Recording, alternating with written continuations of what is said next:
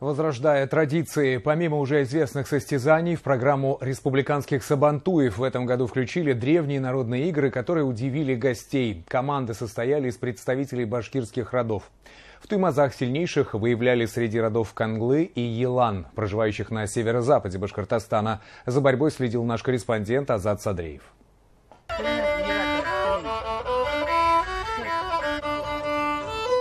Юрта кочевых башкир, словно машины времени, переносит гостей на столетия назад. Ковры ручной работы, старинный сундук, прялка и все это оригинальные изделия. Вот свадебное платье ручной работы конца 19-го, начала 20 века. Передавалось как предание из поколения в поколение. Конечно, надо вот эти традиции сохранять, показывать нашу историю. Историю наших предков, то, что поднимают вот это для людей, показывают. Это очень здорово. Не только сильнейшие батыры, но и любой желающий мог принять участие в борьбе на поясах. И таких набралось несколько десятков человек в разных весовых категориях.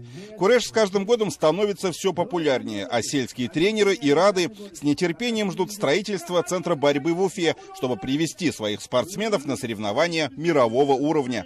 Желающих заниматься очень много. Да, маленькие приходят заниматься, с 10 лет тренируются. Вот спортшкола номер 2, там ковер большой, вообще тренируется греко-русская борьба, очень развита, и национальная борьба, еще борьба на поясах. Глядя на этих ребят, гости Сабантуя сначала поняли лишь то, что они представляют две разные команды. О значении названий коллективов тоже догадались не все. Канлы и Елан – древние роды башкир, которые проживают на данной территории. Они соревновались в метании булавы весом в 18 килограммов и других дисциплинах. Те или иные элементы, они были в Сабантуях. Другое дело то, что мы подошли к тому, что должны выступать команды. Команды на основе своей родовой идентичности. Эстафету проведения народных игр Туймазам передал город Янаул, жители которого остались в восторге от состязаний родов Гирей и Уран. Аналогичная картина и сейчас. Сотни зрителей следят за необычными для современного человека соревнованиями. Например, здесь нужно вдвоем взять в руки 80-килограммовое сырое бревно и вытолкать им соперника из круга.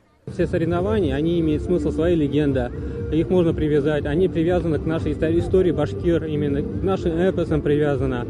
И поэтому мы верим, что то, что мы вот сейчас возрождаем, то, что она будет жить долго, потому что она имеет смысл. Возрождать древние башкирские традиции будут и дальше, так что количество спортивных дисциплин может быть увеличено уже в этом году. Зрители такую идею одобрили. Все новое – это хорошо забытое старое. Своими корнями народные игры между родами башкир уходят глубоко в историю. Сегодня эти традиции возрождаются. И наряду с этнодеревнями, конными скачками и борьбой на поясах становятся украшением республиканских сабантуев. Азат Садреев, Шамиль Каримов, Иван Шабрин. Новости Туймазы.